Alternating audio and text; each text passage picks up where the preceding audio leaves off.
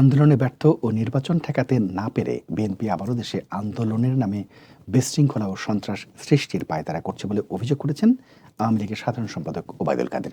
বঙ্গবন্ধু অ্যাভিনিউর আওয়ামী লীগ কার্যালয়ে সহযোগী সংগঠনের নেতৃবৃন্দের সাথে বৈঠকে এই অভিযোগ করেন তিনি। আন্দোলনের নামে নতুন করে নৈরাজ্য করার চেষ্টা করলে দলটি এবার দ্বিগুণ শিক্ষা পাবে বলেও মন্তব্য করেন তিনি। বিএনপির প্রসঙ্গে ওবায়দুল কাদের বলেন, আন্দোলনে ব্যর্থ হয়ে নির্বাচন ঠেকাতে পারেনি বিএনপি। বলেন, দলটি ২৮ অক্টোবরের মতো আবারও নতুন করে বিশৃঙ্খলা ও সন্ত্রাস সৃষ্টির পায়তারা করছে।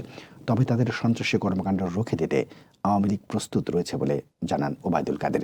বিএনপি সমাবেশের পাল্টা সমাবেশ আওয়ামী লীগ করবে। এর কারণ হিসেবে ওবায়দুল কাদের বলেন, দলটির রক্তপাতের রাজনীতি রুখতে হলে আওয়ামী লীগের মাঠে থাকতে হবে। আন্দোলনে ব্যর্থ দল বলেই বিএনপি নির্বাচনে জিততে পারে না, আর এই জ্বালা থেকেই তারা ভোট বয়কট করে বলে মন্তব্য করেন আওয়ামী লীগের সাধারণ সম্পাদক। তিনি বলেন, উপজেলা নির্বাচনে অংশ নিয়ে অনেক বিএনপি নেতা দলটির ভোট বর্জনের সিদ্ধান্তকে বর্জন করেছে।